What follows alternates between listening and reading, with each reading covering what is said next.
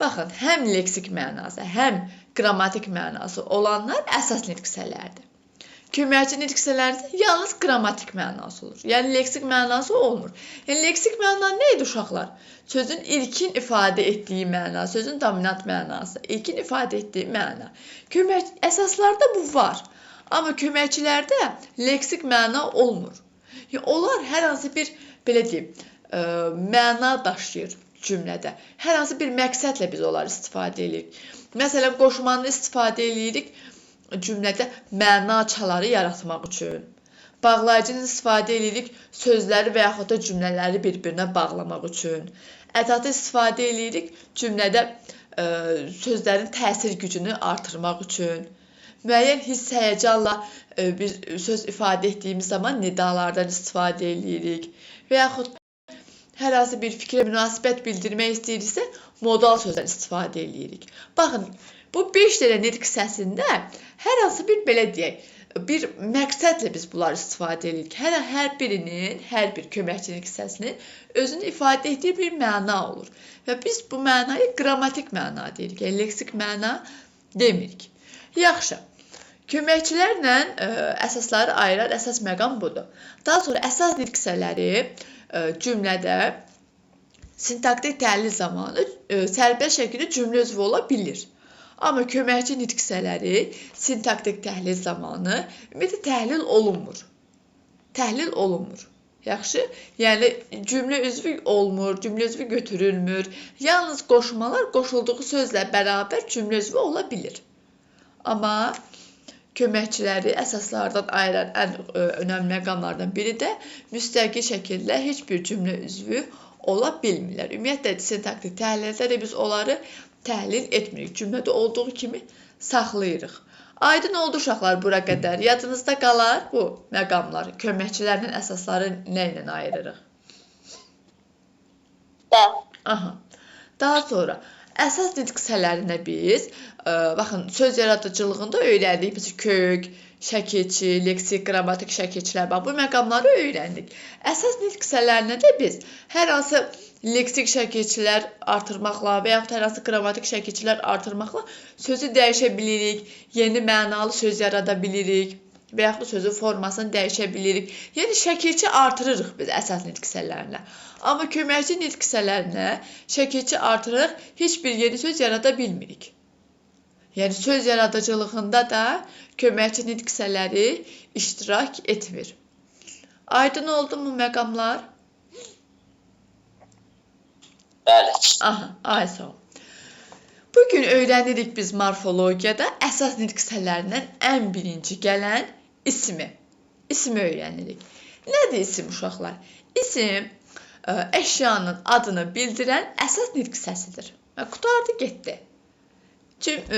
İsim əşyanın adını bildirən əsas nitq hissəsidir. Rahat, asan tərif deyirəm. 3 sualı var ismin. Kim, nə, hara? Hansı suallar oldu? Kim, nə, hara? Aha, bəli. İsim nə bildirdi? Əşyanın adını. Ay, sağ ol, bəli, ad bildirir. Bax, məsəl üçün, dedik ki, 3 sualı var, eləmi? Kim, nə, hara? Bax, kim sualını biz insan anlayışı bildirən isimlərə veririk. Məsəl üçün, deyirəm ki, sən kimsən? Cavab versən ki, mən Səidəm. Kim? Səyid. Kim? Yarəmməd. Kim? Şagird. Kim? Müəllim. Aydın oldu. İnsan anlayışı bildirən sözlərə biz kim sualını veririk. Nə sualını cansız əşyalara veririk. Məsələn, deyəm, bu nədir? Bu kitabdır, bu qələmdir və s. Nə sualını cansız əşyalara veririk.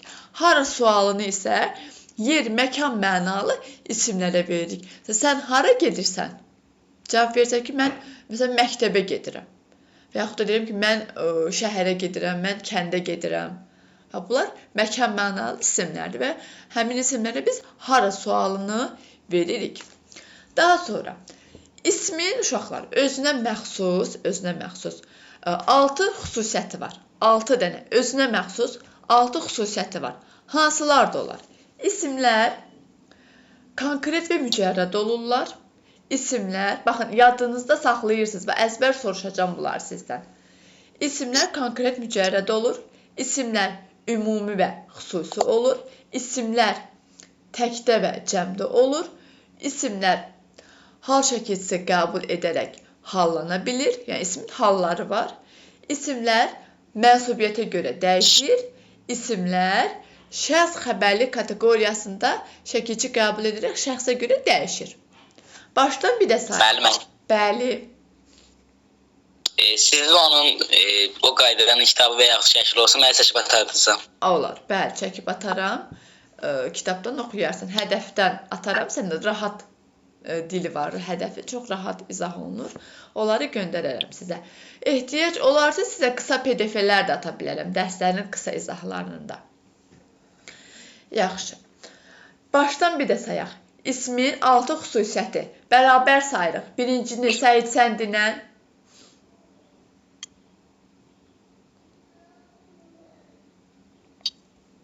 Mücərrəd. Aha, konkret mücərrəd. İkincini Yaramət Səndinə. Ümumi və xüsusi isimlər ola bilər. Üçüncünü Səid Səndi. İsmin halları. Halları. Aha, dördüncünü Yaramət Səndi. Mənsubiyyətə görə dəyişə bilər. Aha, beşinci Səid Səndi.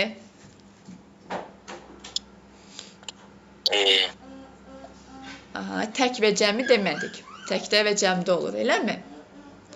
Bir də sonuncusu Şəxsə görə dəyişə bilər. Aysoq, şəxsə görə dəyişə bilər.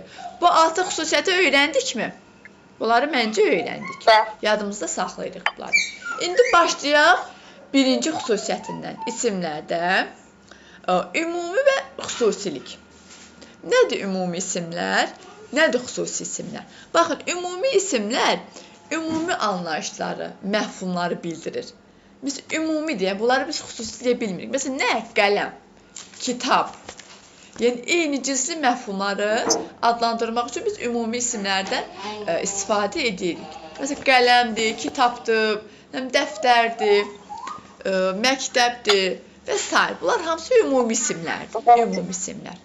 Amma xüsusi isimlər həmin eyni cinsli varlıqları biz xüsusiləşdirmək üçün, yəni xüsusi olaraq belə deyim, ad qoymaq üçün, adlandırmaq üçün xüsusi isimlərdən istifadə edirik. Və xüsusi isimlərə nələr daxildir?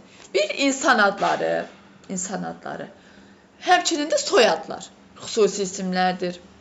Şəhər adları, ölkə adları, kənd adları hamısı xüsusi isimdir. Qəzet, belə deyim, jurnal adları deyək, xüsusi isimlər sayı, hesab. Bir də uşaqlar, gözdə gəlirəm.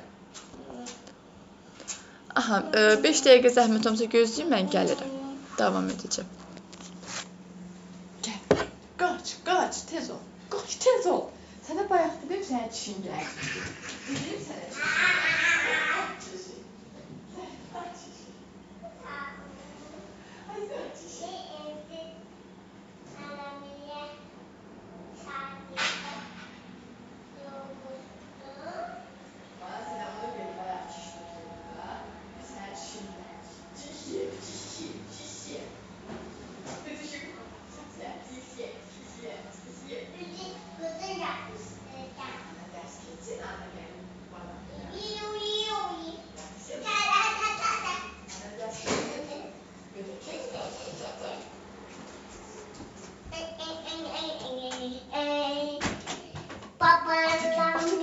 Ata gələcək bu dəqiqə. Get, təzə multikə bax.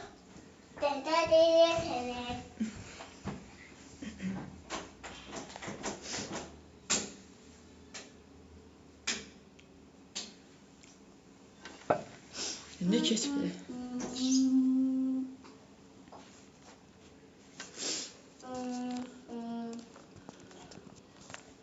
Aha. Davam edək.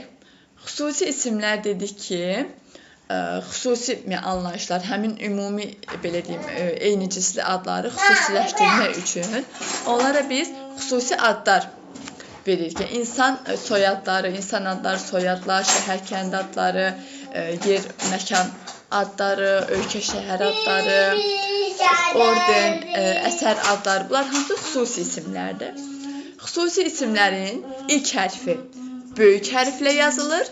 İlki böyük hərflə yazılır və konkret isimlər. Konkretdə indi toxunacağam birazdan. Nədir konkret isim? Və sinonimi, antonimi olmur bunlarda. Sinonimlik, omonimlik, antonimlik olmur xüsusi isimlərdə. Leksikada omonimlər keçəndə qeyd eləmişdim bunları ki, məna tayları xüsusi isim olanda biz onları omonim götürmürük. Burada da o məqam qeyd edirəm ki, xüsusi isimlərdə sinonimlikdə, antonimlikdə, omonimlikdə olmur. Ümumi və xüsusi isimləri başa düşdünüzmü? Aha. Ümumi xüsusi isimlər rahatdır uşaqlar. Ümumi isimlər balaca hərflə yazılır, xüsusi isimlər böyük hərflə yazılır. Sonra keçirik konkret və mücərrəd isimlərə. Baxın, nədir konkret isim, nədir mücərrəd isim? Konkret isim, baxın, tərifinə diqqət edin, tərifinə.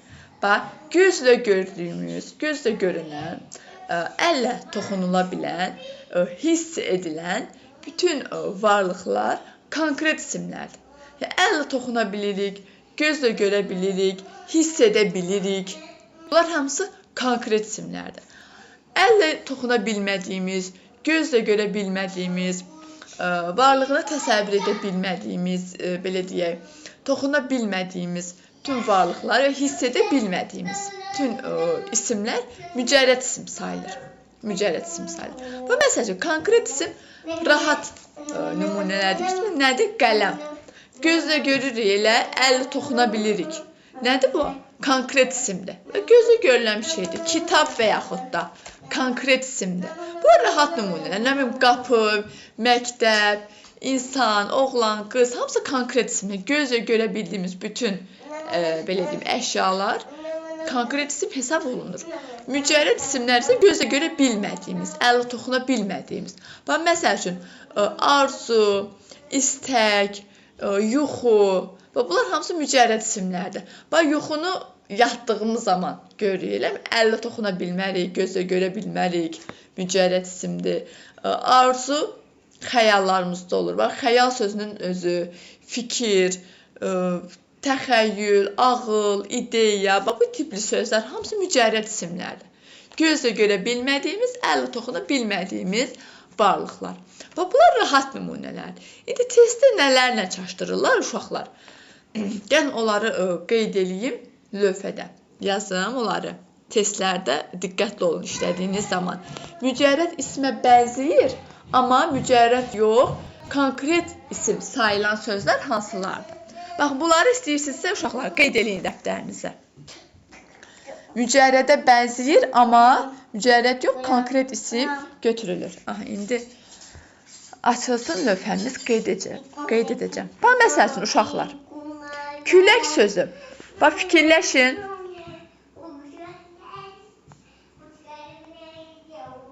Külək sözü.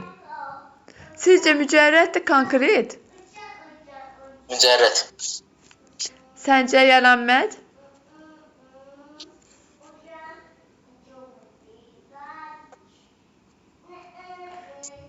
Əsaslandıraq uşaqlar, hər öz fikrini əsaslandırsın. Qələmlə yazsa. Nə üçün mücərrəd dediniz?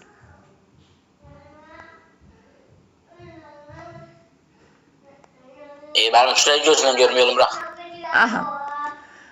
Baxın, külək sözü, mən burada lövhədə yaza bilsəm onu deyəcəm. Külək sözü konkret isim götürülür. Testlərdə deyək, bunu konkret isim götürürlər. Nəyə görə konkretdir? Düzdür isə səhət, gözlə görülə bilmir. Gözlə görülə bilməyən bir şeydir. Amma biz küləyin isti olduğunu və yaxud da soyuq olduğunu hiss edə bilirik, eləmi? Bayaq tərifdə qeyd elədim yadınızdadırsa, dedim ki, hiss edilə bilən. Gözlə görülən, əllə toxunulan, hiss edilə bilən, həmçinin şəklini çəkə bildiyimiz bütün varlıqlar konkret isimlər sayılır. Konkret. Bax, külək sözünü də gözlə görə bilməsək belə. Məsələn, külək əsir soyuq bir külək. Deyirik ki, külək yaman soyuqdur da, yəni mən üşüdüm deyirəm. Soyuqluğunu hiss elədim və yaxud da isti külək. Əsəblər istilənə bilərik. Eyni zamanda külək üzr istəyirəm. bizim saçımızı dağıda bilir. Yəni küləyin belə deyim, o əlamətləri bizdə görülür, hiss olunur. Ona görə biz buna konkret deyirik. Eyni ilə hava sözü də elədir uşaqlar. Və havanı da deyə bilərsiniz ki, mənim gözlə görə bilmirik, amma onu da konkret isim götürürlər hava sözündə. Aydın oldu mu? Baba ki, havadır, küləkdir, konkret isimlərdir. Daha sonra, məsəl üçün, müharibə sözü. Sizcə konkret olar, yoxsa mücərrəd?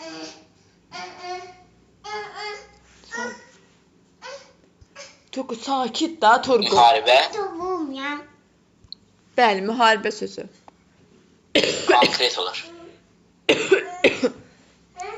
Sən nə deyirsən, Yaranməd? Səncə konkretdir, mücərrəd?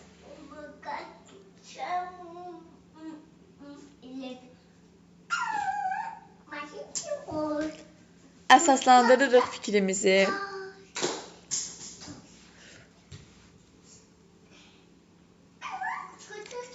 Səsimi eşitirsən, Yaranməd?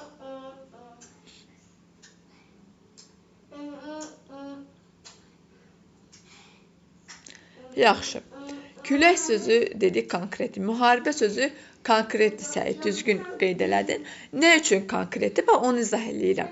Bax, müharibədir, sülhdür. Bax, bu tipli sözlər konkret isimlər sayılır. Çünki müharibəni biz görməsək belə, müharibəni canlı yaşayan o qədər əsgərlərimiz, hərbiçilərimiz olub. Yəni, ona görə müharibəni biz konkret isim götürürük.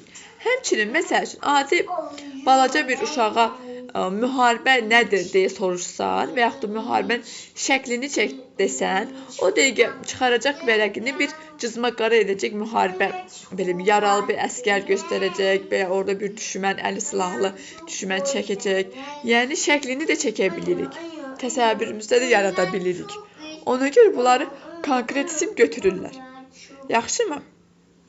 Dilimizdə elə sözlər var ki, elə isimlər var ki, onları həm konkret isim kimi, həm də mücərrəd isim kimi işlətmək olur.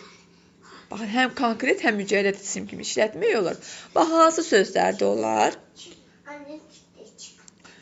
Məsəl üçün, analıq sözü. Analıq. Sonra atalıq. Bax, bu qəbildən olan sözlər. Qardaşlıq, bacılıq və s. qohumluq anlayışı bildirən sözlər. Bax, bunlar həm konkret, həm mücərrəd olur. Hansı məqamlarda olur? Bax, məsəl üçün, analıq sözü ögey ana mənasında və yaxud atalıq sözü ögey ata mənasında konkret isimdir. Yəni, şəxs anlayışı bildirir. Aydın oldu mu? Hansı məqamda mücərrəd olur? Məsəl üçün, deyirəm ki, analıq hissi. Atalıq hissi. Bu məqamda mücərrəd isimdir. Hiss sözü özü də mücərrəd isimdir. Ha, bu arada. Hiss sözü. Hissdir, düşüncədir. Bax, bunlar mücərrəd isimlərdir. Aha. Aydın oldu mu? Bura qədər uşaqlar. Aha. Yaxşı. Sonra keçdik konkret mücərrəd isimlər haqqında məlumat aldıqsa, keçirik indi tək və cəm isimlərə. Nədir tək isimlər, nədir cəm isimlər? Tək isim odur ki, heç bir cəm çəkicisi qəbul etmir və təkdə işlənir. Cəm isim, lar-lər şəkilçisi qəbul edən isimlərdir. Lar-lər. Baxın, ismin cəm şəkilçisi lar üstü 2. Lar-lər şəkilçisidir. Cəm isim sayılır. Yəni, cəm isim yaradır, lar şəkilçisi.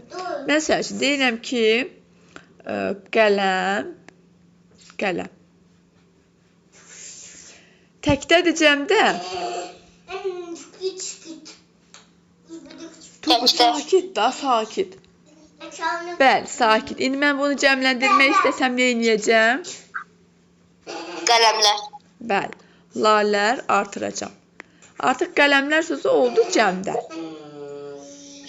Lar şəkilçisi varsa cəm isimdir. Yox, lar şəkilçisi yoxdursa tək isimdir. Aydın oldu, rahatdır cəm və tək isimlər. Lar-lər şəkilçisini bilsəz, burada kifayət eləyir ki, bunu öyrənəsiniz. Amma tərkibində cəm şəkilçisi olmadan məzmununda cəmlik anlayışı bildirən bəzi sözlərimiz var bizim. Hansı sözlərdir onlar? Toplu isimlər. Toplu isimlər. Bax, toplu isimlər məzmununda cəmlik anlayışı olan isimlərdir. Toplu isimlər. Məzmununda. Onlarda lar şəkilçisi yox. Elə məzmunla biz onların toplu olduğunu bilirik. Mən məsəl üçün cəmaət sözü. Cəmaət sözü.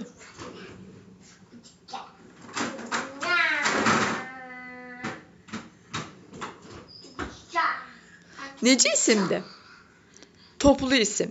Nəyə görə? Bax, cəmaət deyəndə nə düşünürük biz? Ağlımıza nə gəlir? İnsanlar.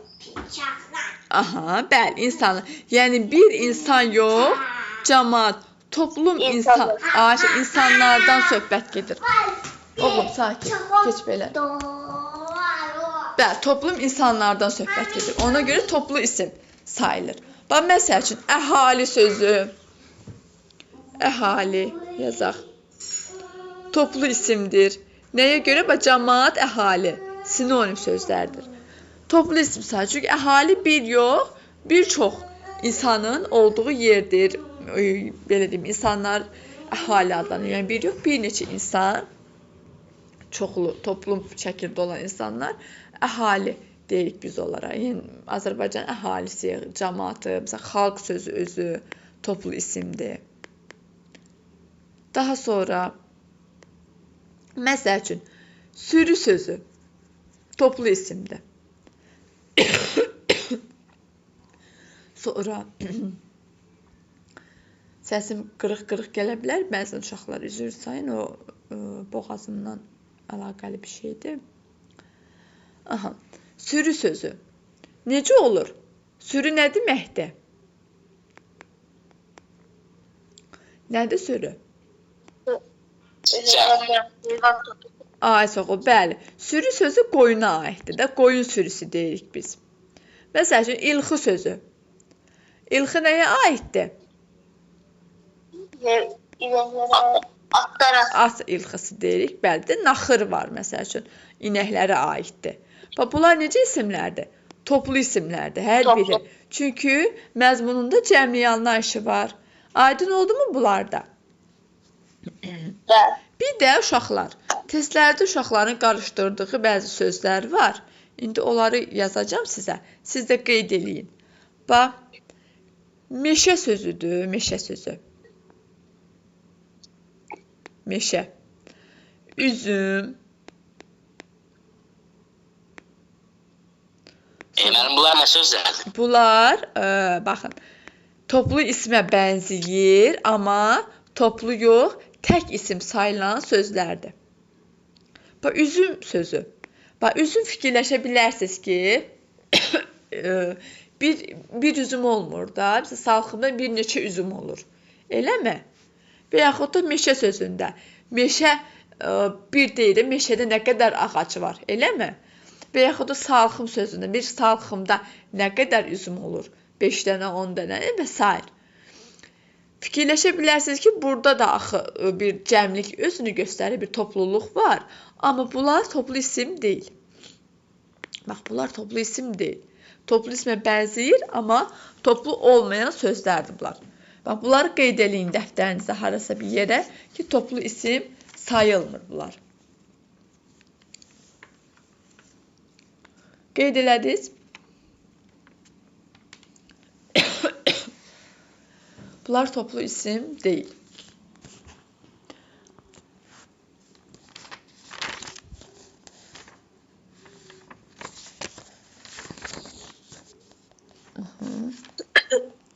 Aysoğun yazdınızsa əla.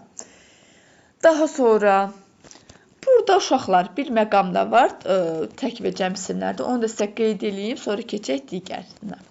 Baxın, toplu isimlər və tək isimlər qrammatik baxımdan tək sayılırlar.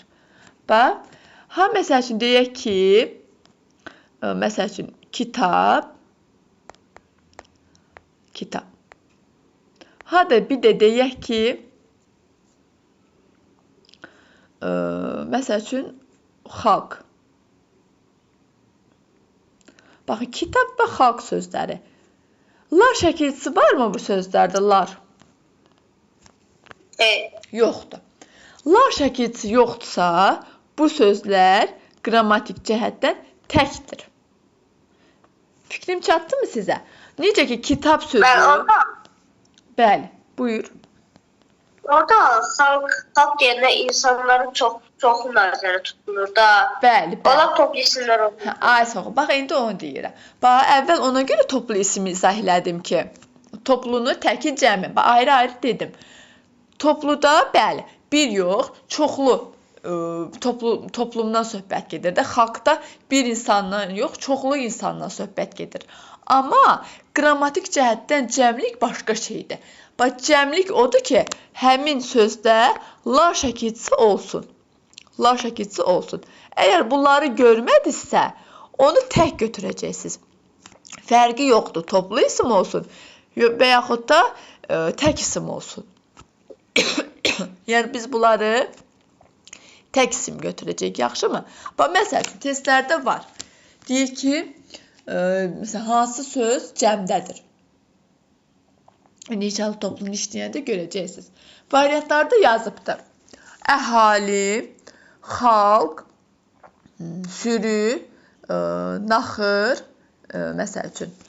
Əgər cəm sözü soruşur. Bir də yazıb tutalım ki, uşaqlar. Eləmi?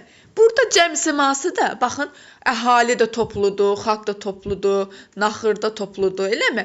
Bir dənə də uşaqlar yazıbdır. Və bizdən cəm ismi soruşur. Siz orada nə götürəcəksiniz cəm ismi? Uşaqlar. Ay, soğul. Cəm orada olan uşaqlardır. Çünki lar şəkilçisi işlənib. Fərqi yoxdur.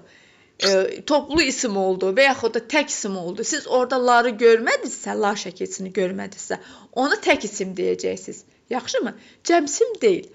Amma, məsəl üçün, elə toplu isimlərimiz var ki, bəzi istisnalar olmaqla həmin toplu isimləri biz cəmləndirə bilirik. Və məsəl üçün, deyim ki, qoyun sürüləri. Qoyun sürüləri. Məsəl üçün, sürülər. Eləmi? Bu artıq cəm isimdir.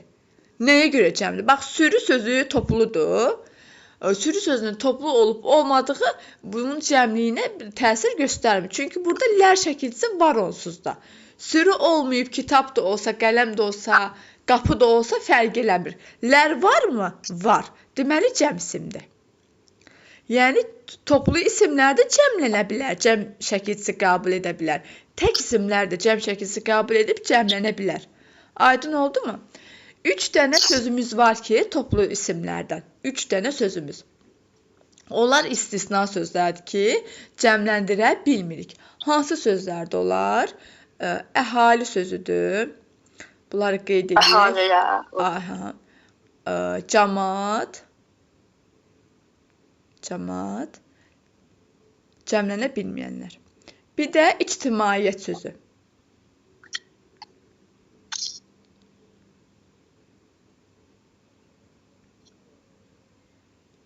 İctimaiyyət. Bunlar cəm şəkilçisi qəbul etməyən toplu isimlərdir. Cəm şəkilçisi qəbul etmirlər. Bu üçü. Yerdə qalan toplu isimlər cəmlənə bilirlər. Yenə qeyd edirəm. Əgər cəm şəkilçisi qəbul etsə, siz o zaman toplu isimə cəm isim deyərsiniz. Əgər yox, orada cəm şəkilçisi yoxsa, o tək isim götürülür. Aydın oldu mu bu qaydamızda? Bəli. Yaxşı. Tək və cəm isim, ümumi xüsusi isim, konkret mücərrəd isim, hamısı aydın oldu, başa düşdünüz. Qaranlıq qalan bir məqam var burada sizə.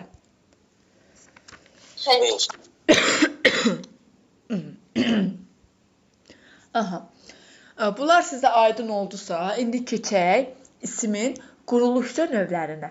Baxın, bugün ümumi məqamlardan danışdım və ismi 2 yerə bölürəm. Çünki isim biraz geniş mövzudur. Halları, mənsubiyyəti falan onları biraz qarışdıra bilərsiniz deyə yarı-yarı verəcəm. Bunların testlərində yarı-yarı verəcəm. Həm də dərsi də yarı-yarı keçəcəm sizə. İndi ismin quruluşca növlərini də keçək. Sonra baxaq mətnlərə. Yaxşı. Sözlər quruluşuna görə neçə yerə bölünür? Söz yaradıcılığında keçmişdik. 3 yerə bölünür. Hansılardır? Sadə, düzəltmə, mürəkkəb. Sadə, düzəltmə, mürəkkəb. Ay sağ ol. Biz bunu ümumi bütün sözlərə aid eləyirik.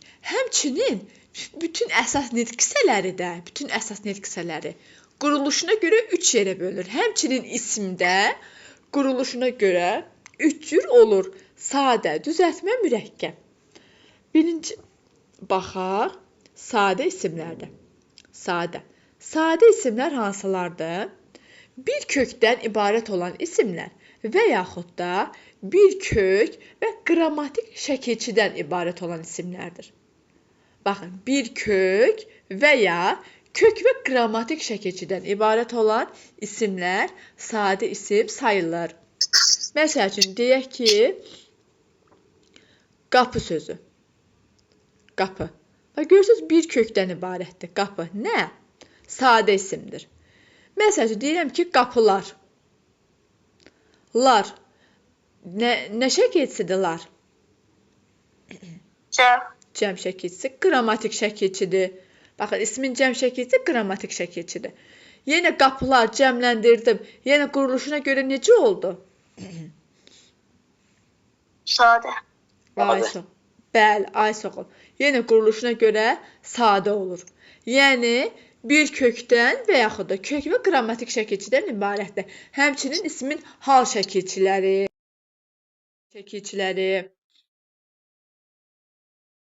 yerdən başqa yerdə qalan digər nitq hissələrindən yaranan sözlər burada adlardan yaranan isimlərdir.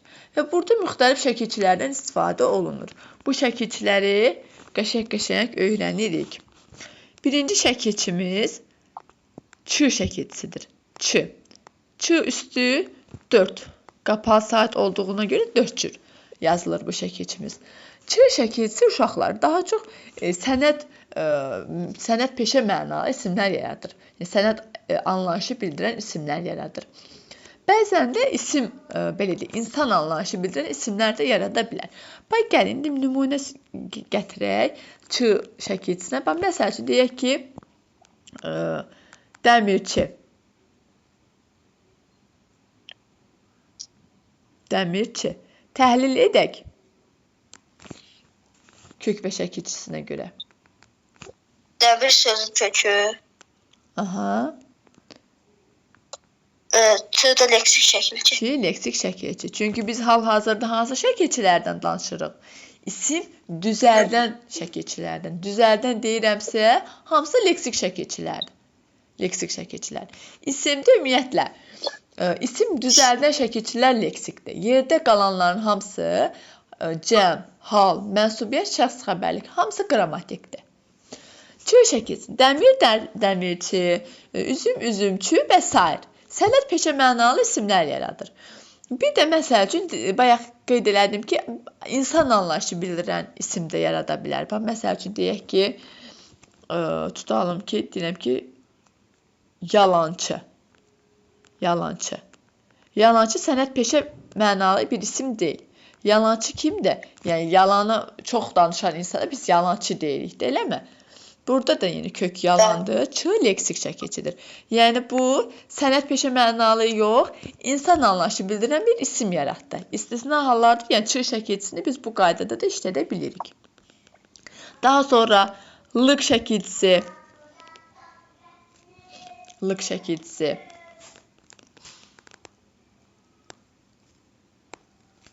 Lıq yazaq.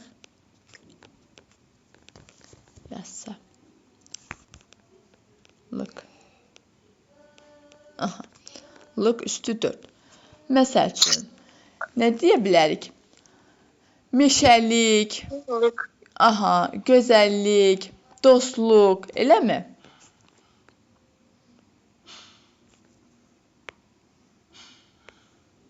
Meşəlik. Təhlil etdiyimiz zaman meşə sözün kökü olur. Lik, leksik, şəkilçi olur. Və yaxud da dostluq sözü. Dost sözün kökü lıq, leksik, şəkilçidir. Sonra l şəkilçisi. L şəkilçisi. L şəkilsi uşaqlar adətən ad, soyad yaradır. Məsələn, deyək ki, Həsən Həsənli, daha sonra Məmməd Məmmədli, bu tipli soyadlar yarada bilir. Deyək ki, Həsənli. Aha. Daha sonra ça şəkilçisi var. Çı, ça. Belə bənzədib də bunları əzbərləyə bilərsiniz. Ça şəkilçisi. Daha çox kiçiltmə mənalı isimlər yaradır. Məsələn, deyək kitab, kitabça. Kitabça kitabdan daha balacadır. Məsələn, dəftər, dəftərçə dəftərdən daha balacadır. Balaca dəftərlər olur, satılır, balacalar. Dəftərçə. Yəni kiçiltmə mənalı isimlər yaradır. Daha sonra nümunələr yazırsınız uşaqlar, siz mən dedikcə. Burada mən çox yaza bilmirəm. Siz amma qeyd eləyin nümunələr dediklərimi. Daha sonra ən çox Necə? Mən çoxsun qeyd eləmirəm. Ancaq topluya bənzəyənləri, bir də mücərrədə bənzəyənləri yazmışam. Hə.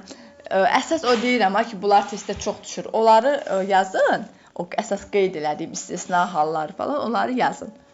Sonra cıq şəkilçisi var uşaqlar, cıq. Cıq. Məsəl üçün deyək ki, qulaq qulaqcıq, odun oduncuq. Bu formada işlənir. Yaz oduncuq.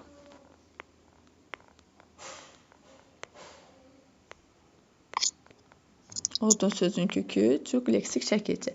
Daha sonra vaxtımız belə çox gedir. Yəni belə şifahi deyim sizə şəkilçilər.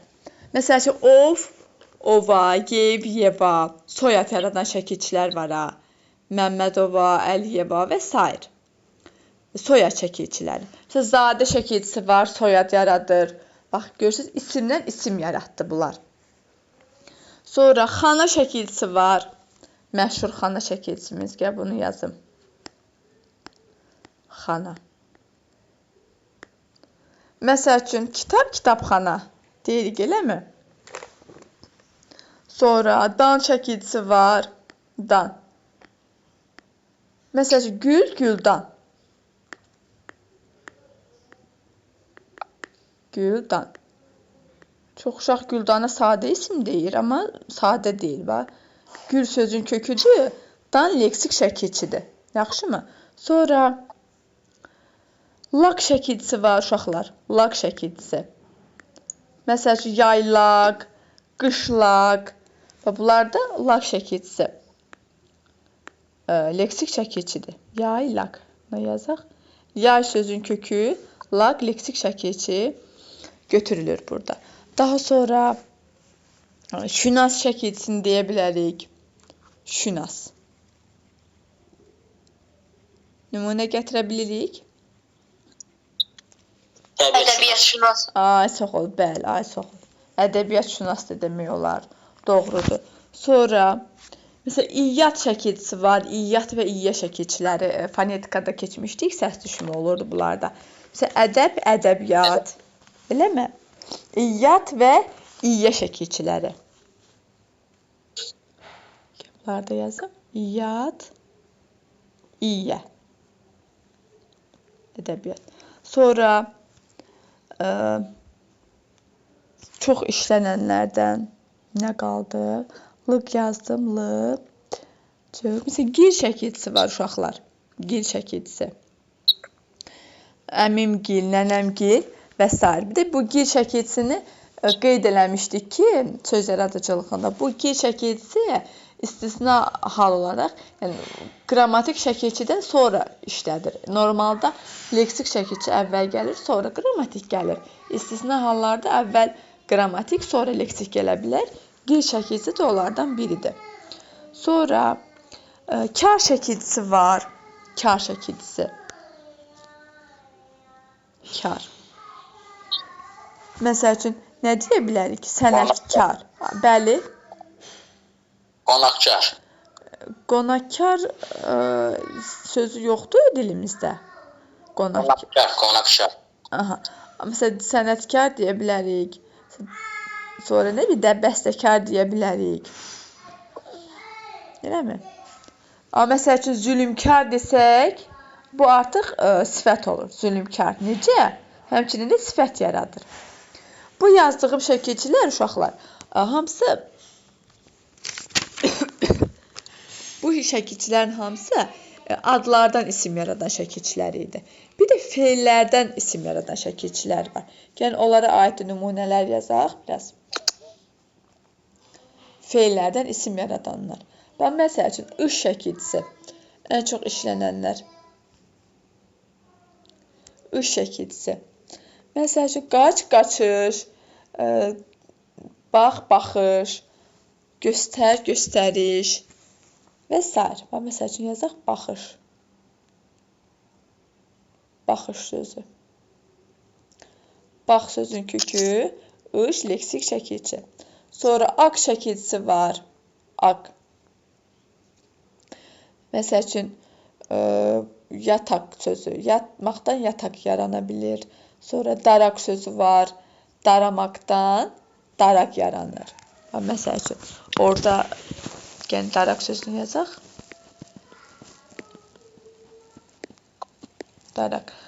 Daramaqdan daraq yaranır. Bax, şəkilçi aq daha əslində. Amma dara sözü saitlə bitdiyinə görə və aq şəkilçi də yenə saitlə başladığına görə şəkilçinin saiti düşür. Bunu keçən testlərdə qeyd eləmişdim ki, şəkilçilərin saiti düşə bilir bəzən. Söz saitlə bitən zaman. Şəkilçi də saitlə başladığına görə şəkilçi saitini itirə bilir. Daha sonra ma şəkilçisi var uşaqlar. Ma şəkilçisi. Ma həm feilli inkar şəkilçisidir, həm də isim yaradan şəkilçidir. Məsəl üçün, süzmə sözü, qovurma sözü, məsələn, çəkmə sözü, süzmə, yediyimiz süzmə, qovurma, yemək mənasında qovurmaqdan qovurma yaranır. Sonra t şəkilçisi var uşaqlar, t şəkilçisi. Məsəl üçün, nə deyə bilərik t şəkilçisinə? Məsəl üçün, qışqırtı sözü. Qışqırmaqdan qışqırtı yaranır. Həmçinin ıntı da var ha. T da var, ıntı da var. Bax, ıntıda məsəl deyək ki, tikinti. Tikməkdən tikinti yarana bilir. Ovuntu. Ovmaqdan ovuntu yaranır. Sonra ıcı şəkilçisi var uşaqlar, ıcı. Məsələn, nə deyə bilərik?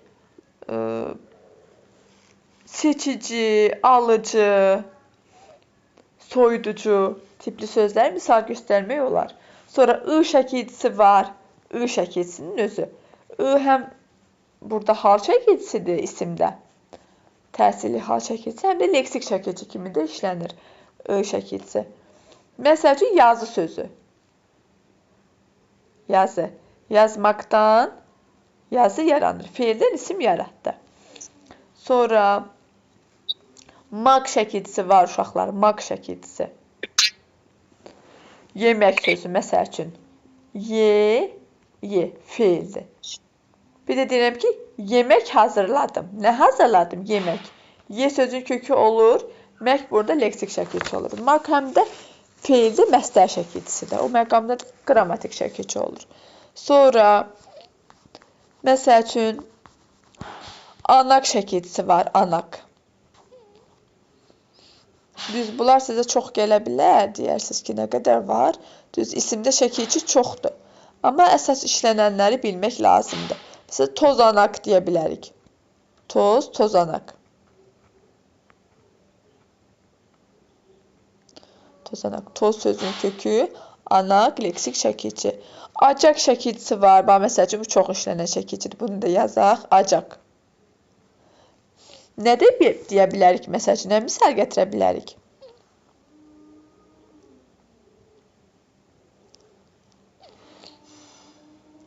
Yanacaq olar. Yanacaq olar, bəli. Yanacaq olar. Gələcək olar. Gələcək. Gələcək, o gələcək mənasında yox ha. Bizim gələcəyimiz, keçmişimiz o mənada. Məsələn, burada yanacaq sözündə yan sözün kökü, acaq, leksik şəkilçi olur. Yadda qalır bu şəkilçilər. Soruşacağım dərsdə. Gələn dəfə. Hamısını da başdan ayağa əzbərləməsəz belə, şəkilçi çoxdur. Mən də hamısını demirəm, çox işlənənləri deyirəm sizə. Amma ən azından həm adlardan isim yaradanlar, həm də feillərdən isim yaradanlardan ən az hərəsinə aid 5 dənə, 6 dənə şəkilçi bilin. Hərəsinə aid ha bax. Bir testlərdə də tapmaq lazımdır. Əzbərləyə bilməsəz belə kökdən, məsəl üçün, sözün kökünə baxıb, ismin nədən yarandığını bilmək olar. Kökünə baxacaqsınız, sual verəcəksiniz. Feildirsə, deməli, feildən yaranıb, yox, başqa nitq hissəsidirsə, deməli, adlardan isim yaradan şəkilçidir. Sonra burada caq şəkilçisini yazmışdım mı? Caq. Caq şəkilçisi də var. Məsəl üçün, yelləncək sözü. Yelləncək. Yel sözün köküdür burada. Yelləmək, yellənmək, yelləncək. Bax, görürsünüz, 3 dənə şəkilçi var burada. İsimdən feil yarandı, feildən yeni feil yarandı, daha sonra feildən isim yarandı. Sonra bir də qın yazmışdım mı? Qın şəkilçisi. Onu da yazdım, bu da çox işlənir. Qın şəkilçisi.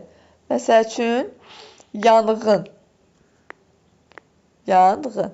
Baxın, burada qındır, məsəl üçün. Saitlə şəkilçi gələndəğılaşıb,ğıya keçib. Amma şəkilçi yenə eyni şəkilçidir. Yanmaq sözün kökü qın, burada leksik şəkilçi olacaq. Leksik şəkilçilərdən bu qədər isimdə. Bunları bilsəz hələ ki kifayətdir. İndi öyrənək mürəkkəb isimləri. Sadə isimləri bildik. Düzəltmə isimləri bildik. Bildikmi? Bildiksə, yaxşı. Mürəkkəb isimləri keçək. Nədir mürəkkəb isimlər? Mürəkkəb isimlər 2 və ya daha artıq sözün birləşməsindən yaranır. 2, 3 ola bilər. Məsəl üçün, 2 söz desək, tutalım ki, deyirəm ki, toz soğuran. Amma 3 söz desək, məsələn, əl, üz, yuyan. Əl, üz, yuyan. Yəni, 2 və daha artıq deyirik tərifində. 2 və daha artıq sözün birləşməsindən yaranır. Mürəkkəb isimlərin yaranma yolları var. Hansılar da olar? Bitişik yazıla bilərlər mürəkkəb isimlər. Bir də defislə yazıla bilərlər. Bitişik və defis. Bəli. Sırağa günü sadədir, hə? Ay, sağ ol. Bəli, sırağa gün sözü sadədir. Sadədir. O, zərfdə keçirilir o, sırağa gün sözü. Sadə zərf sayılır o. Sadə zərfdir. Sonra bitişik və defislə yazılır dedik. Bitişik yazılanlar hansılardır uşaqlar? Bitişik yazılan mürəkkəb isimlər. Bunları da soruşacağım. Müxtəlif mənalı sözlərin birləşməsindən yarananlar. 2 müxtəlif mənalı söz. Biri sifət olar, biri isim olar. Məsəl üçün, deyək ki, istiyot sözü. İstiyot. Nədən yaranıb? Hansı sözlərdən yaranıb? İstimə orta. Aha, hansı nitq hissələr? Feil isim. Feil isimdir mi sizcə? İsim. Sifət isim. Sifət və isimdir. Bax, isti sözü sifətdir, ot sözü isimdir. Yəni dedim, 2 müxtəlif mənalı sözün birləşməsindən yaranır. Biz bunları təhlil elədiyimiz zaman uşaqlar, kök və şəkilçi ayırdığımız zaman necə ayırırıq?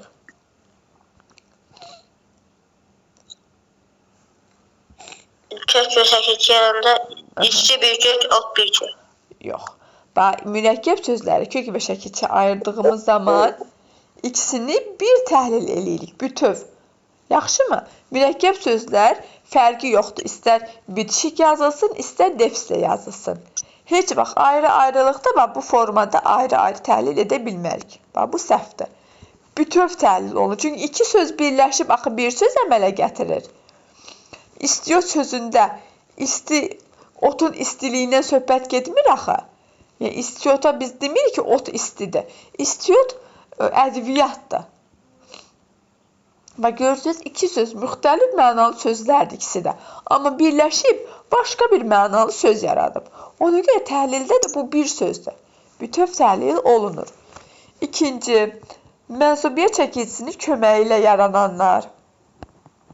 Mənsubiyyət çəkilcisinin köməyi ilə yarananlar. Bax, məsəl üçün, kəkliyotu sözü və yaxud da dağ keçisi.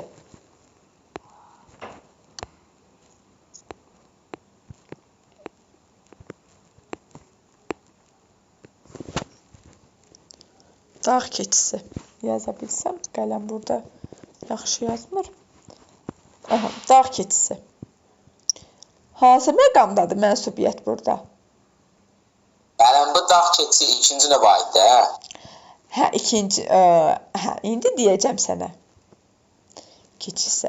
Bax, əgər ikinci növ sən yəqin ki, söz birləşməsi soruşursan da, Səid. Aha, bax, bu dağ keçisi ayrı yazılsa, ayrı. Yəni, mürəkkəb söz yox, söz birləşməsi kim yazılsa, bəli, ikinci növdür.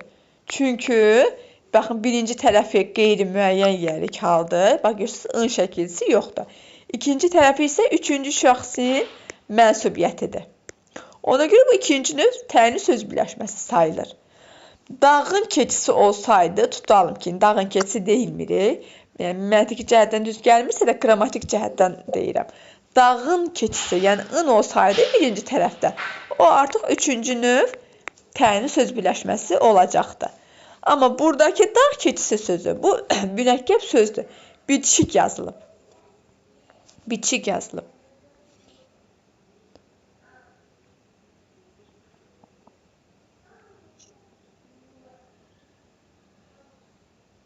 Baxın, burada keçisi. Bax, si şəkilsini görürsünüz. Si, üçüncü şəxsin mənsubiyyət çəkilisidir və bitişik yazılıb. Dağ keçisi bitişik yazılır. Yəni, mənsubiyyət çəkilsini kömək ilə yaranan mürəkkəb isimdir və bütöv bir kök götürülür. Daha sonra sadə və düzəltmə sözün birləşməsinə yaranan mürəkkəb isimlər. Bitişik yazılır bunlarda. Bax, sadə və düzəltmə ismi birləşməsindən yarananlar. Bax, nə deyə bilərik? Məsəl üçün, qəlbi sınıqlıq. Məsəl üçün, qəlbi sınıqlıq. Necə olur? Qəlbi sözü sadə sözdür. Sadə. Sınıqlıq isə düzəltmə sözdür.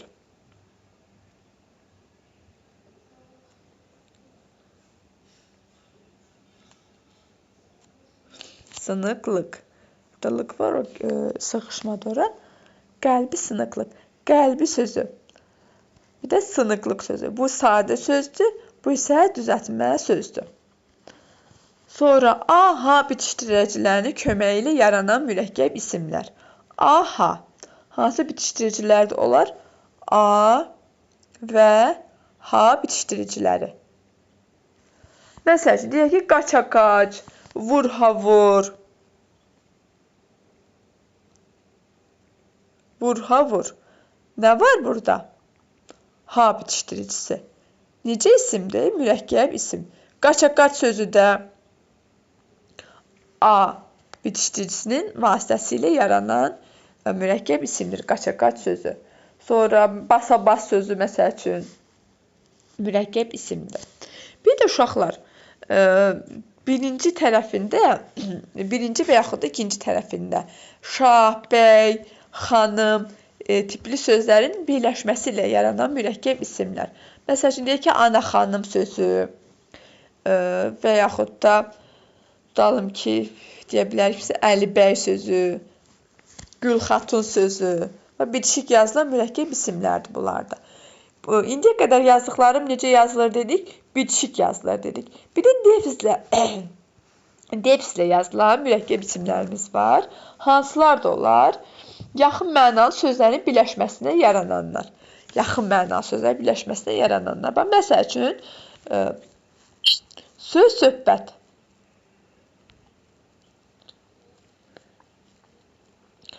Necə sözlərdir bunlar?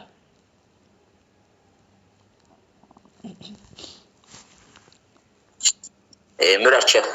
Mürəkkəb sözdür. Yaxşı, söz və söhbət sözləri necə sözlərdir? Yaxın mənalı. Aha, yəni nə deyirik biz bunlara?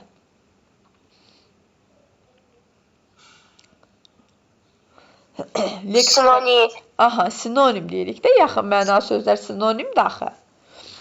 Məsəl üçün, adət, ənənə, qapı, pəncərə bu qəbildən olan sözlər yaxın mənalı sözlərin birləşməsindən yaranıb. Sonra əks mənalı sözlərin birləşməsindən yarana bilər. Və məsəl üçün, ev eşik sözü çox qarışdırılır. Ev eşik sözü uşaqlar elə bilir ki, yaxın mənalı sözlərdən yaranıb. Amma xeyr, ev eşik sözü əks mənalı sözlərin birləşməsindən yaranıb. Çünki ev evdir, evin içərisidir. Eşik çöl mənasını verir. Evin çölü mənasını verir. Əks mənalı sözün birləşməsi ilə yaranıbdır. Məsələn, dərə, təpə, eniş, yoxuş və s. Sonra tərəflərindən biri ayrılıqda işlənə bilməyən mürəkkəb sözlər. Və məsəl üçün, taxta, tuxta sözü. Taxta, tuxta. Daha çox işlənir. Taxta var dilimizdə. Taxta sözü. Amma tuxta sözü yoxdur. Bax, tuxta sözü yoxdur. Necə deyirik? Tərəflərindən biri ayrılıqda işlənə bilməyən mürəkkəb sözü. Məsəl üçün, zil, zibil sözü, kağız, kuğuz sözü və bu qəbildən olan sözlərdir. Tərəflərindən biri ayrılıqda işlənmir. Sonra tərkibində bəzi hissəciklər olan mürəkkəb isimlər. Məsəl üçün, eks sözü, vitse sözü. Məsəl üçün, vitse. Vitse-prezident deyirik, eləmi? Sonra eks sözü,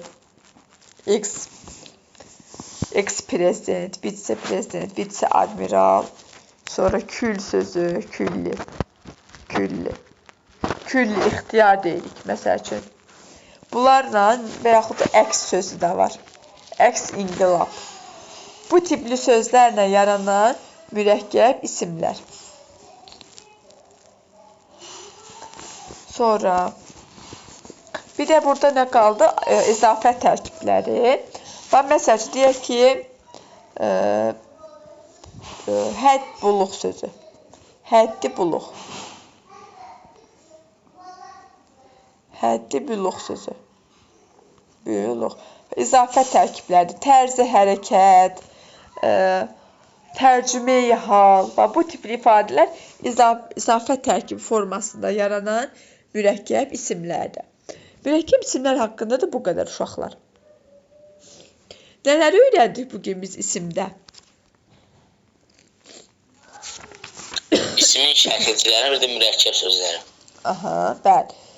Bir də uşaqlar, elə mürəkkəb isimləri keçmişkən sizə sadə və mürəkkəb adlar haqqında da qısa danışım. Baxın, sadə ad var, bir də mürəkkəb ad var. Mürəkkəb söz var, mürəkkəb ad. Mürəkkəb sözlə mürəkkəb ad nə deməkdir? Bunlar fərqli-fərqli anlayışlar.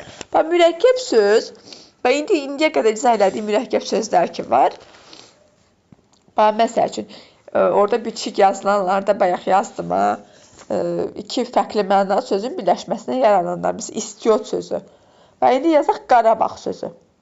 Qarabağ.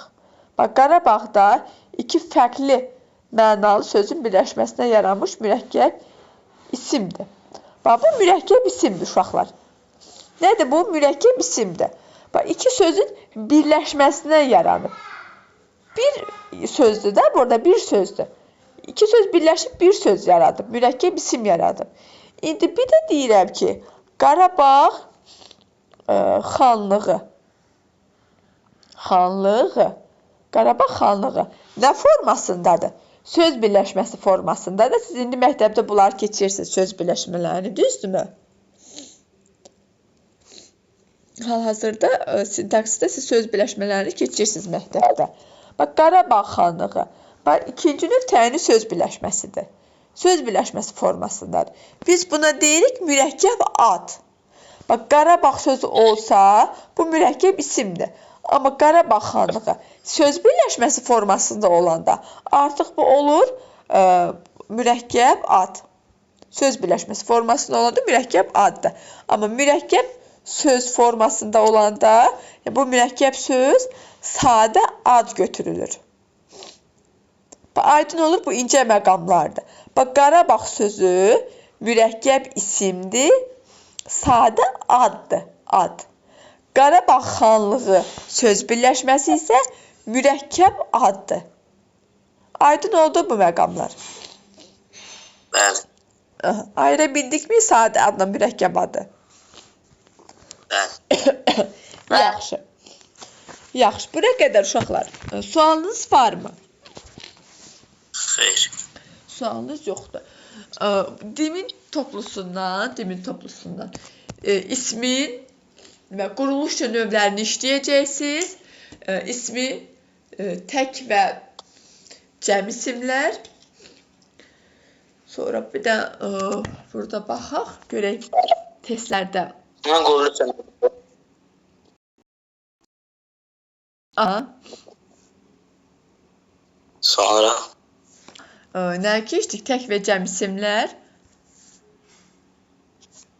konkret və mücərrəd isimlər, ümumi və xüsusi isimlər, elə bil ki, hallar və mənsubiyyət, şəxs xəbərli kateqoriyalarından başqa yerdə qalan hamısını keçdik. Yəni, mənsubiyyəti, hallanmanı, xəbərli kateqoriyasını götürmüşsünüz. Orada. Mən indi burada sizə deyəcəm. Test var qabağınızda. xeyr. Heç birinizdə yoxdur. Yaxşı.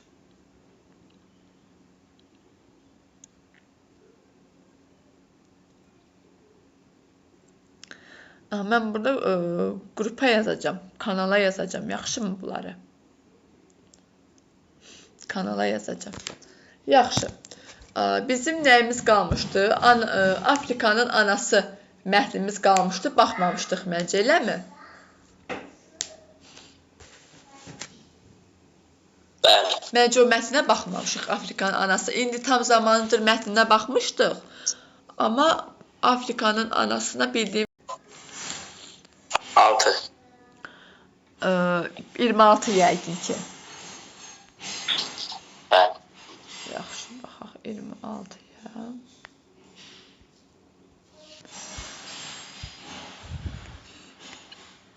Əvvəlində üçbucaq işarəsi qoyulmuş sözün məcazi və ya həqiqi mənada olduğunu müəyyən edin və həmin sözün mətndəkindən fərqli mənada işləndiyi cümləni müəyyən edin. Baxaq, üçbucaq işarəsi qoyulmuş sözümüzə baxaq burada.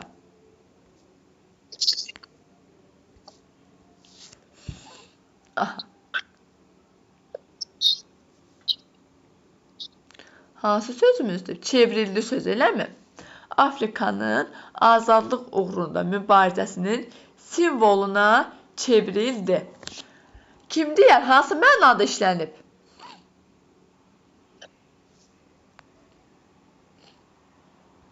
Məcazi. Aha, səncə Səyid? Simvoluna çevrildi. Məncə də məcazi olmalı. Məcazi mənadır. Bizdən nə soruşur? Deyir ki, məcazi və ya həqiqi mənada olduğunu müəyyən edin, müəyyən elədik. Və deyir, həmin sözün mətndəkindən fərqli mənada. Deməli, mətndə məcazi mənada verildiyinə görə biz hansı mənanı tapmalıyıq burada? Həqiqi. Həqiqi məna. Çünki bizdən kontekstdə fərqli mənada olan cümləni soruşur. Həqiqi mənanı axtarırıq. A variantını Səyid sən oxu. Həqiqi mənadadır. Alimin kəndə tərəf çevirib doğma yurduna bir daha tamaşa etdi. Aha. Bu məcazi mənadır. Aha. Bizdən həqiqini soruşduğuna görə A variantına çıxdıq. Yaxşı, B variantı. Məcazi mənadadır. Üzündəki kədər bir anda sevincə çevrildi. Aha. Bu da məcazi. Aha. Baxın, əvvəldəki ifadəni də diqqət eləyin. Bax, biz A variantına yazılmış ki, həqiqi mənadadır. Axı məcazi mənadadır cümlədə. Ona görə A variantını səhv götürdük də biz. B-də deyir ki, məcazi mənadadır. Bu düzdür. Amma kontekstdəki mənanı fərqli mənada işlətməliyik. Üzündəki kədər bir anda sevincə çevrildi. Aha, burada məcazi mənada işlənib cümlədə. Ona görə B-ni də götürə bilmirik. Çünki mətndə əgər bu cümlədə həqiqi mənada işlənsəydi düzgün olardı. Amma məcazi də işlədiyinə görə B-ni götürmürük. C-ni sən oxu Yaranməd. Cavab E variantı. Həqiqi mənadadır. Ümumi torlar düşmənə tərəf çevrildi. Çevrildi tərəf. Burada həqiqidir. Aha. Həqiqi mənadadır. Baxın, deyir ki, həqiqi mənadadır. Axı, mətndə məcazi mənada dedik. Ona görə bunu da götürmürük də. Çünki, bax, aydın olmadı deyəsən test sizə. Mənim cavabı tapmışam mən. Aha. Cavab nədir, Səid? E variantı. Məcazi mənadadır, köynək tərs üzünə çevrilmiş. Ay sağ ol. Bəli, Y variantıdır. Nə üçün Y-dir səncə Yaranməd? Artıq məcazi mənadadır. Köynək tərs üzünə çevrilmişdi. Köynək tərs üzünə çevrilmişdi, həqiqi mənadadır. Mətndə məcazi mənada olduğuna görə biz həqiqi məna tapmalıyıq. Ay sağ ol. Köynəyimiz olmuruq. Ay sağ ol. Yox, köynəkdir, tərs üzünə çevrilmişdi. Düzdür, köynəyin üzü olmur. Yəni o üz sözü orada çox mənalı sözdür də. Üz sözü məcazi mənada işlənib. Amma çevrilmək həqiqi mənadadır axı. Köynəyi bir düz tərəfi olur, bir tərs tərəfi olur da, düzdürmü? Bəli. Bəzən köynəyin tərs üzünü biz çeviririk, bəzən düz üzünü çeviririk geyindiyimiz, çıxardığımız zaman. Orada üz sözü çox mənalıdır, məcazi mənadadır. Amma çevrilmişdi sözü mətndəkindən fərqli mənada işlənibdir. Düzgün cavabımız olur burada Y variantı. Sonra növbəti səhvimiz. Başa düşmədiyinizi soruşun uşaqlar. Bax, mətnlərdə nə başa düşmədiniz soruşun. Növbəti. 29. Yaranməd, sən səhvin varmı? Mən keçən dəfə yoxlamışdım, müəllim. Afrikanın anasına baxmışdıq. Bəli. Hə, səndən baxmışdıq o zaman. Hə. Aha, 29-a baxırıq, eləmi Səid? Aha. Bəli. Məğlubiyyətdən qorxanlar deyil, mübarizə aparanlar uğur qazanacaqlar aforizmini mətnlə əlaqələndirərək fikrinizi ən az 2 cümlə ilə ifadə edin.